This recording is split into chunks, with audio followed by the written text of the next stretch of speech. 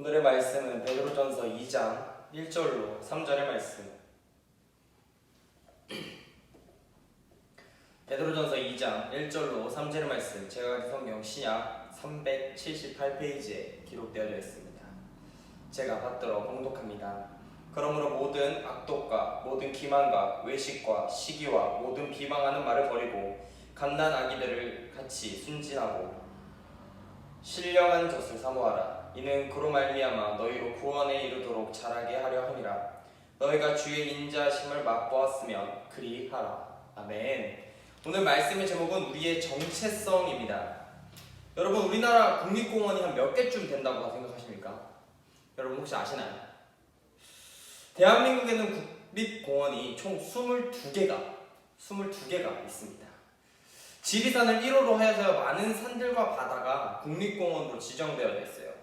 산악형은 18개, 그리고 해안과 해상형은 3개가 있습니다. 우리가 알만한 산들, 여러분이 알만한 산들은 무엇이 있을까요?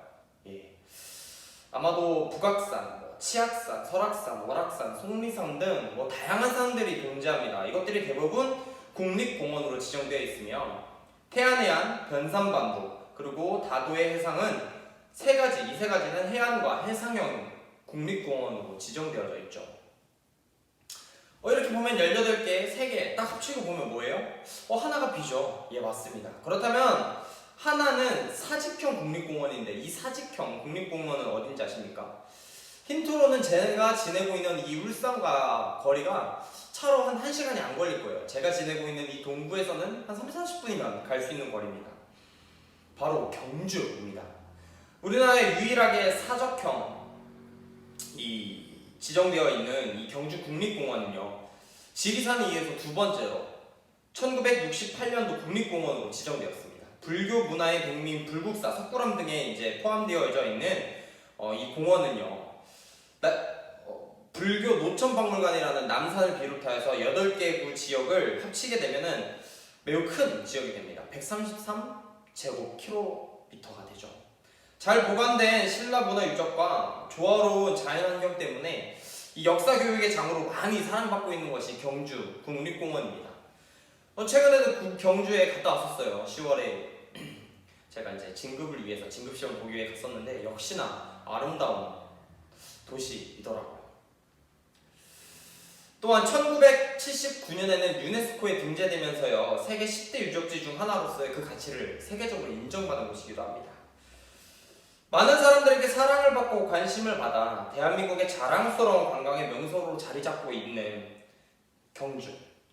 그런데 이곳의 관리 비용, 경주뿐만 아니라 국가가 관리하고 있는 이 국립공원들의 전체 관리 비용이 대략 한 어느 정도 들어가신다고 생각합니까? 1억? 10억? 혹은 100억?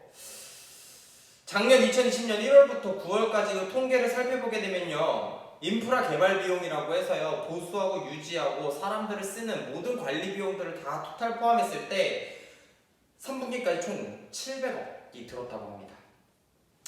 많은 유지와 보수 관리들을 위해서 비용이 좀 많이 들어갔죠. 생각지도 못하는 말입니다.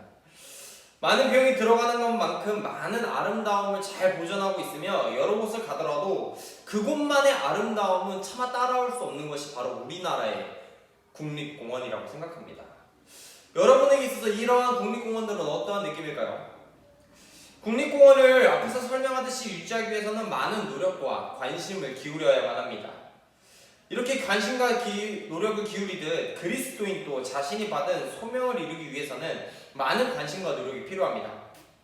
하나님은 인생마다 놀라운 목적을 가지고 있습니다. 우리는 단지 구원받아 천국을 가기 위해 이곳에, 이 땅에 온 것은 아니라는 것이죠. 이 땅에서의 수행해야 될 하나님의 사역이 분명하게 존재하기에 우리는 국가가 지정한 국립공원에 비용이 들어가듯 우리에게도 하나님의 사랑이라는 비용이 들어가고 있는 것입니다. 우리는 각자가 그리스도의 몸을 이루는 일부입니다. 선택받고 하나님의 긍휼을 입은 자들로서 우리는 인생에서 새롭게 감당해야 할 정체성을 받았습니다. 그 정체성이 과연 무엇인지, 그리고 우리가 감당해야 될 일은 무엇인지 한번 살펴보자 합니다. 하나님은 우리가 주님의 영원한 선하심을 경험할 수 있도록 견고한 토대를 은혜롭게 제공해주고 있습니다. 이 토대는 그리스도인의 순종인 삶과 죄 없는 희생과 능력 있는 부활을 통해 이루어졌습니다. 우리는 그분을 믿음으로써 견고하게 설 수 있는 것입니다. 베드로전서는 이러한 이야기로 가득 차 있어요. 베드로의 첫 장은 그리스도 안에서 우리가 소유하는 곧 계속해서 살아갈 수 있는 소망에 관해서 우리에게 가르치고 있습니다. 베드로는 우리가 하나님과 영구적인 관계를 시작할 수 있도록 영광스러운 진리를 끊임없이 나열하였습니다. 곧 우리를 위해 그리스도께서 이루신 일인 복음에 관한 진리들을 말입니다. 사도 베드로는 이 진리들을 언급한 후에 적용을 하기 시작합니다. 그는 1장에서 그러므로 근실하며 순종하는 자식처럼 모든 행실이 거룩한 자가 되라라고 베드로전서 1장 13절로부터 15절의 말씀을 통해서 우리에게 이야기하고 있습니다. 이 말씀의 이야기는 오늘 본문인 2장으로 넘어와서도 계속되고 있죠. 그렇다면 본문을 살펴볼까요? 우리가 이 세상에 남아있는 이유는 구원받기 위한 이유도 있어요. 구원받아야죠. 하지만 그 이상의 의미를 가지고 있을 때가 있습니다. 우리가 이 세상에 남아있는 이유는 들을 수 있는 모든 사람에게 하나님의 구원의 복음을 전달하려는 이유가 있기 때문입니다. 베드로전서 오늘 읽은 2장 1절과 3절 그리고 그 이후로 나올 8절까지의 모든 말씀은 우리에게 주어진 사명을 두드러지게 하는 여러 가지 구체적인 명령들을 설명하고 있어요. 한 3가지 정도가 되는데, 첫째는 쉼 없이 없어지지 않는 우리 안에 죄를 없애기 위함이라는 것입니다.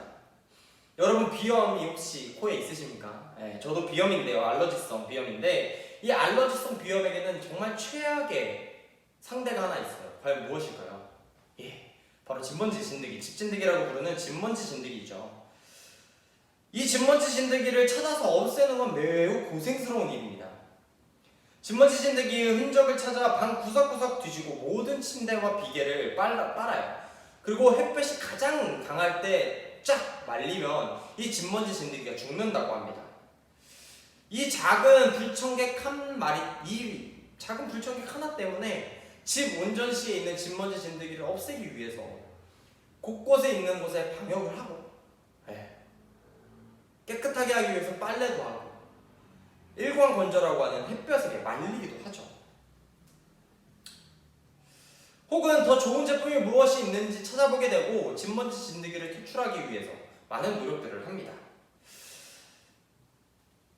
이보다 더 격렬하면서도 최선을 다해서 우리는 죄와 싸워야 되지 않을까요? 우리는 그 하나 보이지 않는 진먼지 진드기, 눈에 잘 보이지도 않는 것을 위해서 최선을 다해서 무언가를 해내려고 하는데, 하나님을 위해서라면 과연 우리는 무엇을 다해야 될까요? 죄와 맞서기 위해서는 우리는 어떻게 해야 될까요? 하지만 죄와 맞서기 위해서 최선을 다해 살아가는 그리스도인이 아니라 죄와 타협하며 죄와 함께 걸어나가고 있는, 마치 더러운 이불 속에서 진먼지 진드기가 가득한 이불 속에서 생활하는 것과 같이 우리는 그렇게 아니라고 안주하며 따뜻하다라고 이불 속에 거하고 있는 건 아닐까요?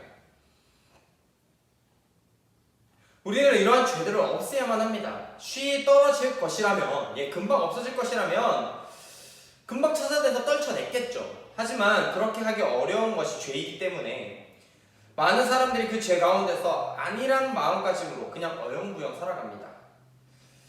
우리가 열심히 산다고, 우리의 삶이 아마도 그런 것 같아요. 열심히 산다고 봤는데 열심히 살았다고 해서 잘 살았다라고 이야기할 수 있는 것인가? 아니라는 것이죠. 열심히 산다고 해서 잘 살 수 있는 확률이 올라가는 건 맞아요. 그렇다고 잘 살 수 있다는 척도가 될 수 있냐? 그건 아닙니다. 즉, 방법이 너무나 중요한 것인데, 결과보다 방법이 중요하다는 것인데 어떻게 사냐는 것이죠. 주님은 우리가 그리스도 안에서 올바른 방향성을 찾아 나아가기를, 그렇게 살아나가기를 원하십니다. 우리의 방향이 죄 가운데서 걸어나가는 의인의 탈을 쓴 죄인이 되어서는 안 되기를 바라시며 말이죠. 견디고 이겨낼 수 있는 우리가 되어야만 합니다. 둘째는 영적 성장을 위해 하나님의 말씀을 갈망해야만 한다는 것입니다. 아기는 원하는 것이 분명히 존재합니다. 아기는 배가 고플 때 원하는 것이 있죠. 바로 모유나 분유를 통해서, 이유식을 통해서 무엇인가 자신에게 채워짐을 받기를 원하듯 우리에게는 영적 자양분이 필요하다는 것입니다. 우리의 영적 자양분인 하나님의 말씀, 이 하나님의 말씀은 우리의 영적 자양분인데 우리는 이 말씀을 규칙적으로 공급받고 규칙적으로 학습해야만 하죠. 대단히 중요한 거예요. 그러나 원하는 바가 분명한 갓난아이와는 달리 꽤 오랫동안 성경을 전혀 가까이 하지 않거나 거의 읽지 않고 그리스도인으로서 살아가고 그리스도를 닮아가려고 노력하는 자들이 많다는 것입니다. 하나님의 말씀을 깊이 연구해 배부르게 먹는 대신 가벼운 간식 같은 피상적인 성경 읽기로 만족할 때가 우리는 많이 있습니다. 베드로는 그리스도인이 성장을 위해 말씀을 봐야 한다고 교회에게 권면하고 있습니다. 성경을 통해서 말이죠. 그리스도의 정체성에서 진정한 제자라면 우선 균형 있는 성경 읽기를 통해 꾸준히 성장해야 한다는 것입니다. 성경을 향한 열망은 하나님께 더 가까이 나아가고자 하는 갈급함에서 비롯된다는 것이죠. 하나님의 말씀이야말로 하나님에 관해 배울 수 있는 첫 번째 방법입니다. 하나님의 선하심을 진짜로 맛본 사람들은 자연스럽게 주님의 말씀에 더욱더 갈망하게 되어 있습니다. 그렇게 우리는 말씀과 가까워져야 나의 그리스도인의 정체성이 바로 선다라는 것입니다.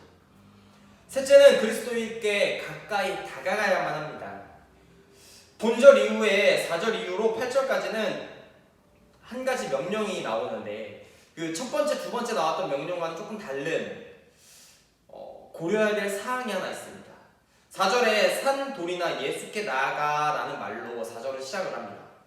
베드로는 독자들이 하나님께 나아가기를 바라며 그가 방금 기록했듯이 이들이 이를 실천할 것이라는 가정합니다. 베드로는 모든 참대 성도들의 마음에 궁핍함이 있음을 이해했습니다. 이는 그들의 삶이 하나님의 능력을 그리고 하나님의 능력과 인재가 더욱 많아지기를 갈구한다라는 것입니다. 그래서 베드로는 하나님께 나온 사람들이 어떠한 그 기초에 관해서 기초 진리들에 관해서 논의를 이어갔다라는 것이죠. 베드로의 선포가 모든 성도들에게 해당된다라는 점을 주목해야 합니다. 우리는 하나님의 선택하신 영광스러운 산 돌이자 산 증인이 되어야 한다는 것입니다.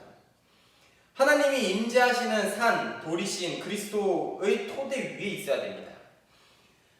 그리스도께서는 우리의 죄 많고 굳은 마음을 없애시고 그 자리에 부드러운 마음을 채워주십니다.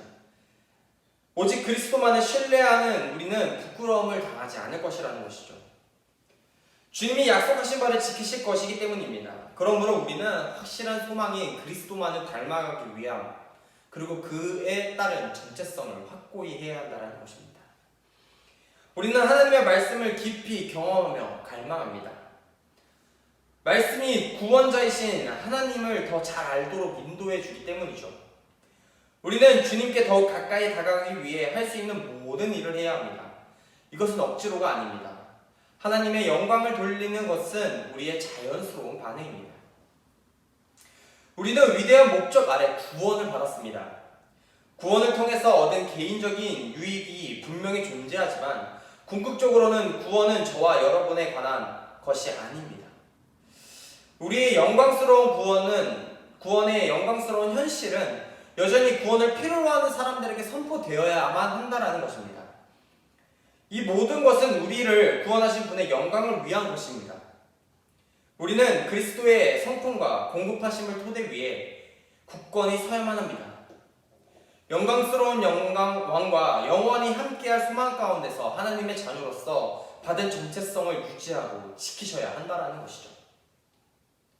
흔들릴 수 있고 어려움에 처할 수 있습니다. 하지만 베드로가 이야기한 것처럼 우리는 산 돌입니다.